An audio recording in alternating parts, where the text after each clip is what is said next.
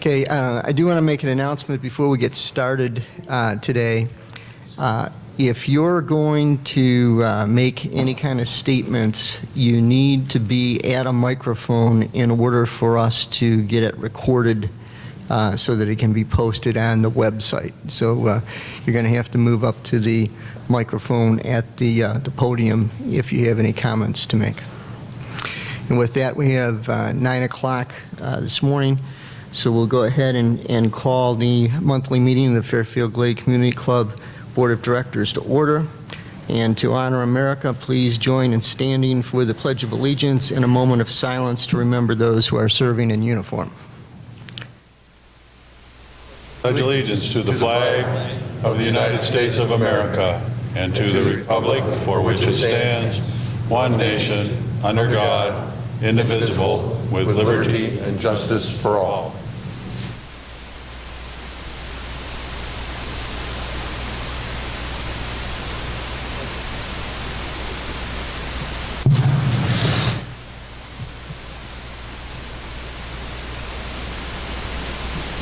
Hey, Pat, would you please call the roll for the board members? Mr. Birdsall? Here. Here. Mr. Floral? Here. Mrs. Galloway? Here. Here. Thank you, Pat. May I have a motion to approve the monthly board meeting minutes from January 23rd, 2020? I so move. Is there a second? I'll second that. Is there any discussion? All those in favor? Aye. All those opposed? Minutes are approved. This morning in the audience, we have a couple of special guests. We have the Mayor of Cumberland County, Alan Foster, and our 6th District Commissioner, Joe Sherrill, is here with us this morning. Mr. Mayor, you probably want to make a few comments.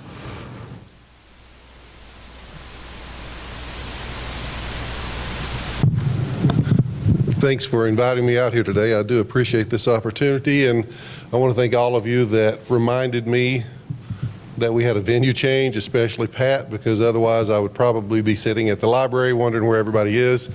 So I am appreciative of that one. Just a few things of interest this morning. You may have heard that the county was recently awarded a broadband grant, USDA Reconnect. That was a very, very competitive one. It was a tough one to get. We weren't sure about it, but the county, through Ben Lowman, was awarded $2.2 million to expand service across Cumberland County. It was a grant that was intended to help sparsely populated areas, more so than the denser populations. It's in part, it covers part of Crab Orchard, Hebbitsburg, here north of Fairfield Glade, and it goes across the northern part of the county over the Genesis area and over almost to 127, but not quite. So 222 homes, 100 square miles. The best part about that one is that it's going to provide infrastructure to the people that they go past to get there. So that's a good thing. Overall, we're still hoping to get another grant in March from the state of Tennessee.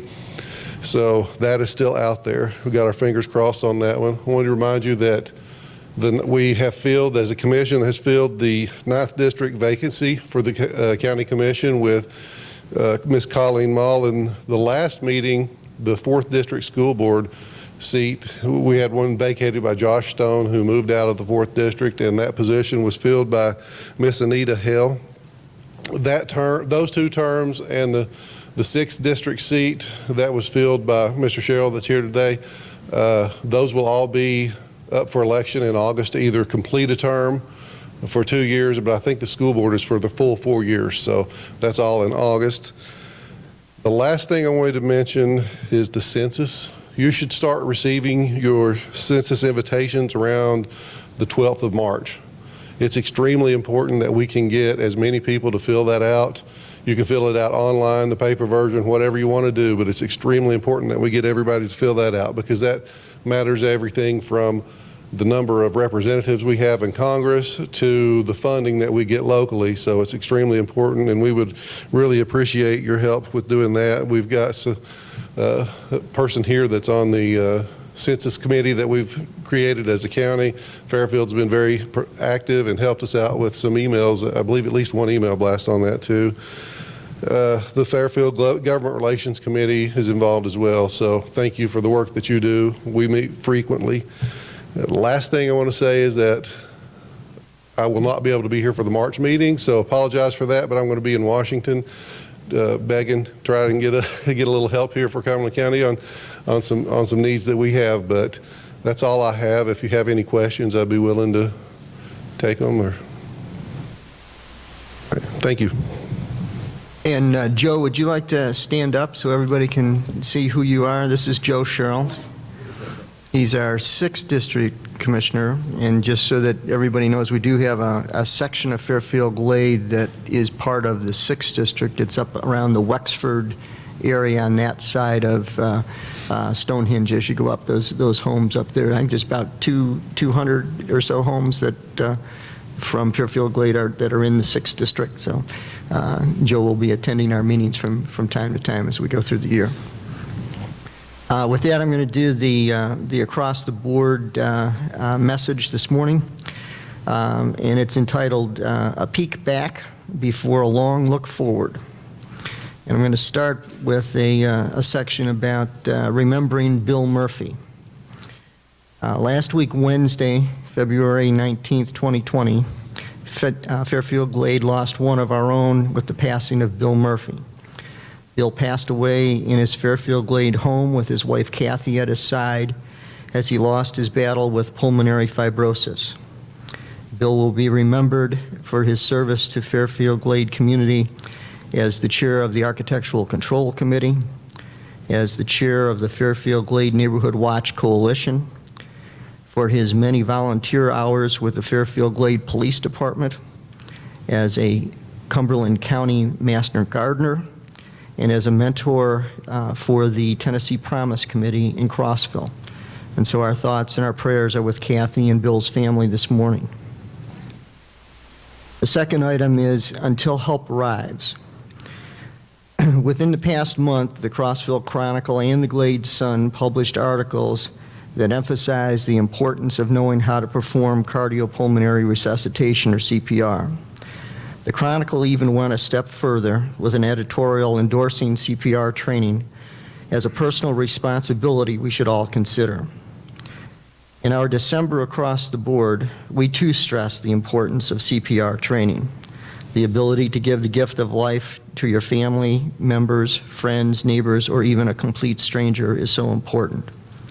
We'd like to repeat our invitation to join over 500 of your fellow residents and nearly 200 of our community club team members in this life-saving emergency assistance training. The community club offers basic first aid, CPR, and AED training to every Fairfield Glade resident free of charge.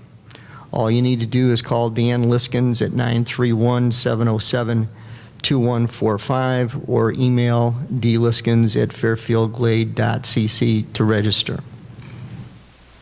It's that time again. Next weekend on Sunday, March 8th, 2020, we'll be changing our clocks to Central Standard Time by moving the time ahead by 1 hour. There will be a link with this message that will take you to a time change reminders document, which provides some helpful reminders as we once again spring forward an hour.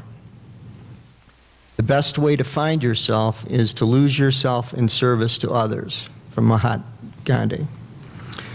Our Fairfield Glade Community Club has grown into a $23 million enterprise, and it requires the efforts of the entire community club team to manage it effectively and to deliver the quality of facilities, amenities, and services our members expect and deserve. In our December Across the Board message, we spoke about the extraordinary efforts of our 400-plus community club team members delivering the exceptional 2019 financial performance that we experienced. This month, we want to acknowledge the time and the effort of the 110 of our fellow members who volunteer to serve on our 14 board advisory committees. What began as social gatherings to discuss life at Fairfield Glade has now evolved into regular scheduled meetings in which members discuss and compile critical input for the board that can affect the decision-making process that is relevant to all of our membership.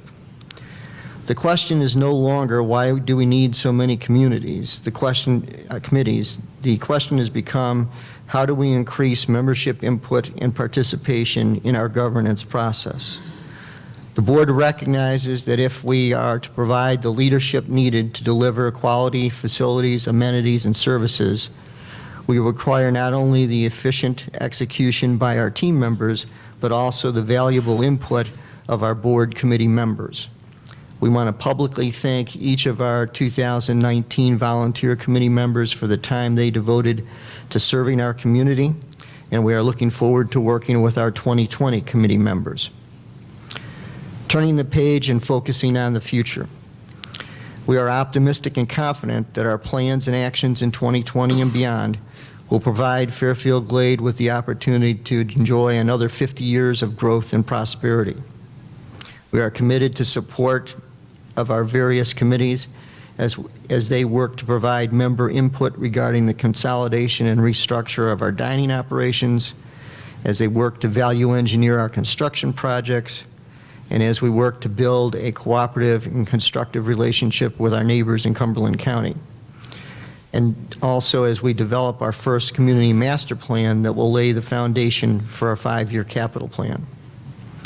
We've already approved investments of over $632,000 for our premier golf operation across all 5 of our golf courses. These funds are to be applied to equipment maintenance, cart path maintenance, course improvements, and golf cart replacements. In addition, we are investing over $1.3 million in the 2-year renovations of our Stonehenge clubhouse.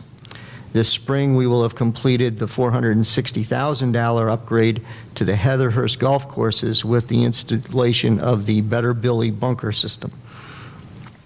We are currently going through the value engineering process prior to renovating and upgrading the Racket Sports Complex, thereby sustaining its award-winning reputation as the region's only indoor and outdoor racket sports facility. The land use planning process has begun for Robin Hood Park.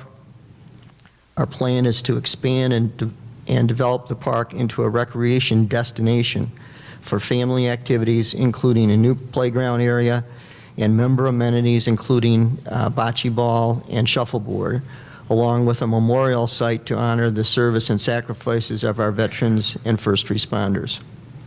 And finally, we continue to work through and support the land use planning process of our developer as he moves through the permit process leading up to the construction of a new Mirror Lake venue.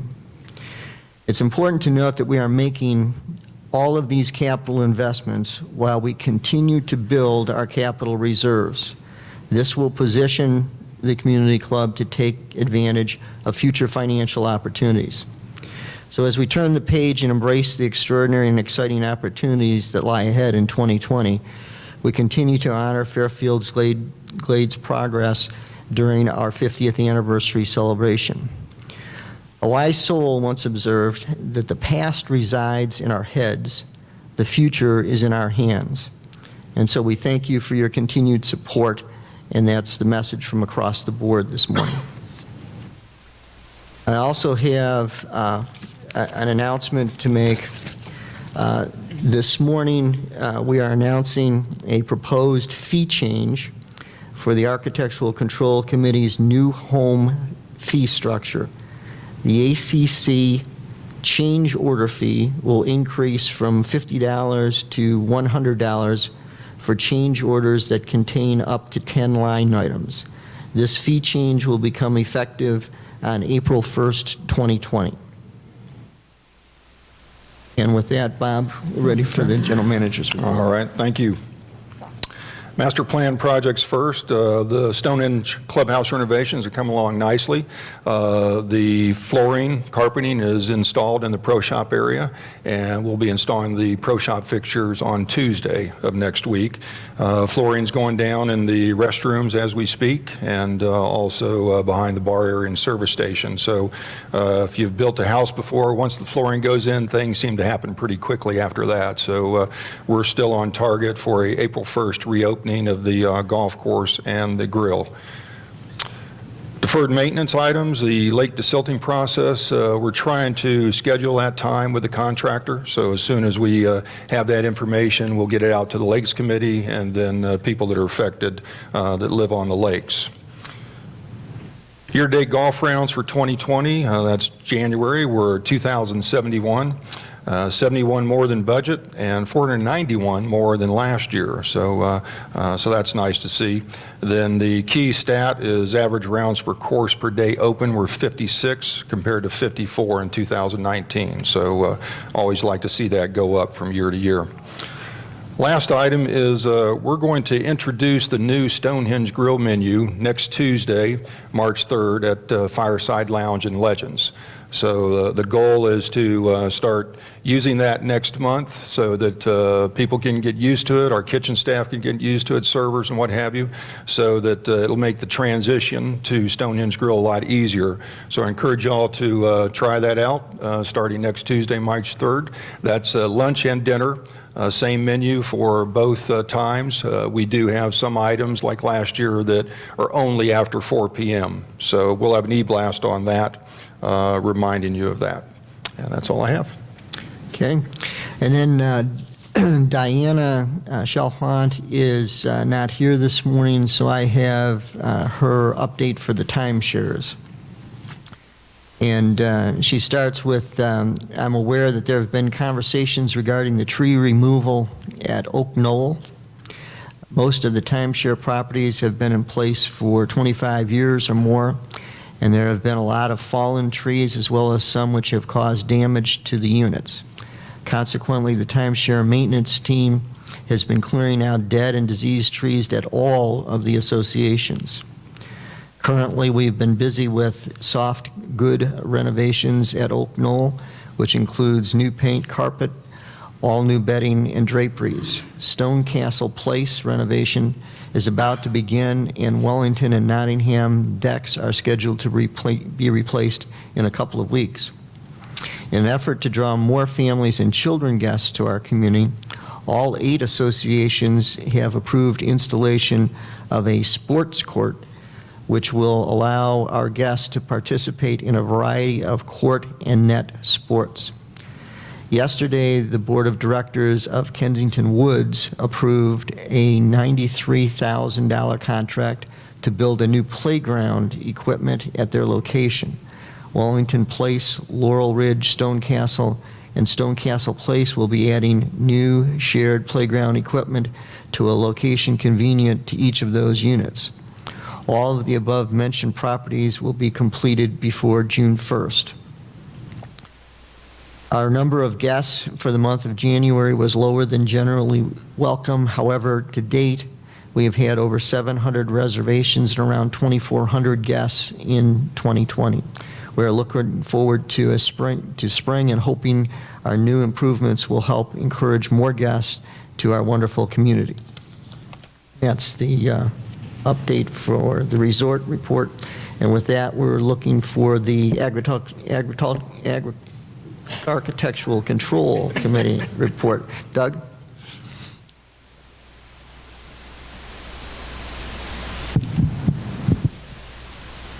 Good morning. I'd like to start by going over the summary report that was presented to the board. Through January 2020, miscellaneous approvals or changes to existing homes were at 88 requests compared to 53 through January 2019.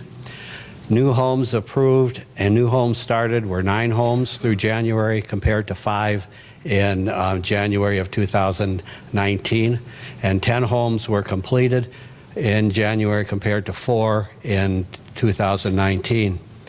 Other items that the Architectural Committee is working on is reviewing changes to the new home requirements, the exterior addition or modification requirements, and your manufactured home installation requirements. We have gone through our initial review of minor changes. We have a couple items that we still need to address. One of them is the RV garage appearances and also architectural features on the side walls of homes. We have a requirement that every 22 feet there be an architectural feature. However, some of the homes are getting so large that there are very large bare walls on the sides, and we're addressing how we can attack that issue with architectural treatment. Two of the other items that the board asked us to look into was golf netting. We have done some research and discovered there were 7 golf nettings approved from 2013 through 2019. We're going to be taking a look at that and come up with a recommendation regarding golf netting. Also, we were asked to look at yard art, and right now we're getting some information from Mr. Weber on other resorts and other communities and how they address yard art. That's my report for today. Thanks, Doug. The next item on the agenda is the monthly financial report. Denise?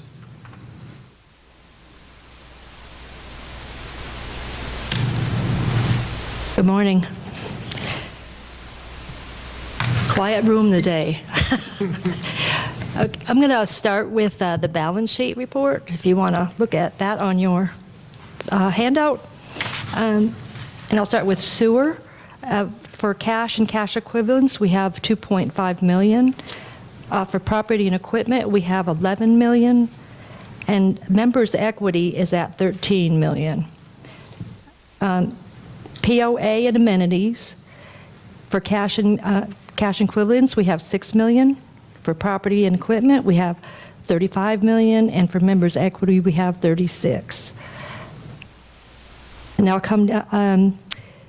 And one thing of note that I did want to mention was that our cash and cash equivalents is now 60% insured by FDIC insurance, which also means we're getting interest on that investment. So we're up on our income from interest. Now we'll go down to results from operations. Sewers net income is $60,000. Their capital purchases less debt, which actually they don't have debt right at the moment, is $29,800, and their net cash flow is at $90,000. If you go to POA, you'll see that the net income for POA is at $220,000. For capital income less purchases and debt is $245,000, which gives them a net cash flow of positive $465,700. Go over down to amenities, the second grouping. You'll see that net income is sitting right now at a negative $256,000. Capital income less purchases and debt is at negative $145,000. So their net cash flow for amenities is sitting at about $401.6 thousand. If you go over to, if you come all the way down to the bottom, you'll see net income combined for POA and amenities is sitting at a negative about $36,000. The capital is at a positive $99.8 thousand, and net cash flow combined is $64,000. The notable variances on there, I tried to just pick up the larger ones, was G&A, and that is at a positive 50, which is a good thing, right? It's $54,600. But that is mostly due to some open positions that we have not filled yet, so it's giving us a positive result. And then there's some timing differences on some of the items that were not expected to happen were expected to happen in January and didn't. Then the other larger one is golf, and that's due to golf selling more single and couple annual passes during January, which weren't expected to happen until a little later. And then on the sewer side, we have a positive $40,000 variance, which was from 5 sewer taps that were completed for 19, and then we had 3 more that were done for 2020. Then if you look at just food and beverage, which I normally get questions on, we are negative 62,000 for the month, but that is a positive variance to budget of 5,000. And then for this same time last year, we're positive 9,000. So that's a pretty decent report, I think. Any questions? No? Well, thank you. Okay, thank you, Denise. We have one item of unfinished business that we need to take care of today. Back at the annual meeting in September, the Strategic Planning Committee presented the recommended changes to the strategic plan. Those were out there for now several months with very few comments. And so we do have an item where we need to approve the strategic plan for 2019 as it was presented at the annual meeting. Yes, Mr. President. First of all, I'd like to thank the Strategic Planning Committee for all the work they did on this. They did an outstanding job. They reached out to the community in 3 town halls. They got input from the community. They ended up putting together I believe it's a 21 or 22 page document, which is very well put together and very thorough. So I would like to make a motion that we approve the 2019 Fairfield Glade Strategic Plan. Do I have a second? Second. Do I have any discussion? All in favor? Aye. Opposed? The 2019 Fairfield Glade Strategic Plan is approved. Under new business, the first item is the 2020 capital budget adjustments. Bruce? Yeah, each year after we complete the financials for the previous year, we go back and we review the capital spending, and there's always some projects that either need to be carried over from one year to the next, or because of scheduling variances, some dollars for certain projects to be carried over. This year's no different. In sewer, there is no adjustments to the capital budget, but in POA, we had 10 projects that either we carried over from 19 to 20, or there were dollars that we need to carry over because of scheduling issues. Those are 10 projects that total $285,120. So I'm going to make a motion here in a second to move those dollars from 19 to 20, and that will increase the capital budget in 20 from $3,600,193 to $3,885,313 for POA. So I will make a motion that we move those dollars from 19 into 20 and increase the 20 capital budget. Do I have a second for that motion? I'll second. I got thirds. Is there any discussion? All those in favor? Aye. Opposed? Budget adjustments are approved. We have 2 purchase requisitions this morning. The first one is for the mall pump station feasibility study, and Bruce Evans is going to talk about that. This PR I'm presenting is for field engineering. The engineering will involve a study in the Village Green Mall area to determine if gravity sewer can be installed and in lieu of the mall pump station, which is located just on the downstream side of Mirror Lake Dam.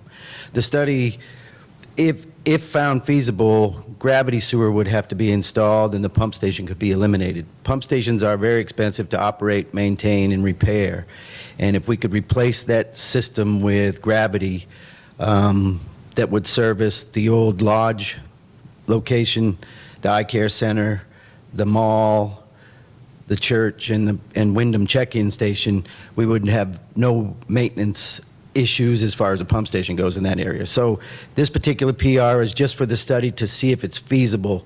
Gravity requires downhill slope, and so all of that has to be worked in, and it requires engineering to go out there and survey. Once again, it would provide gravity for all of those locations down to Village Drive and replace the mall pump station. So we would eliminate or decommission the mall pump station. Are there any questions? And may I have a motion to approve the PR for the mall pump station feasibility study?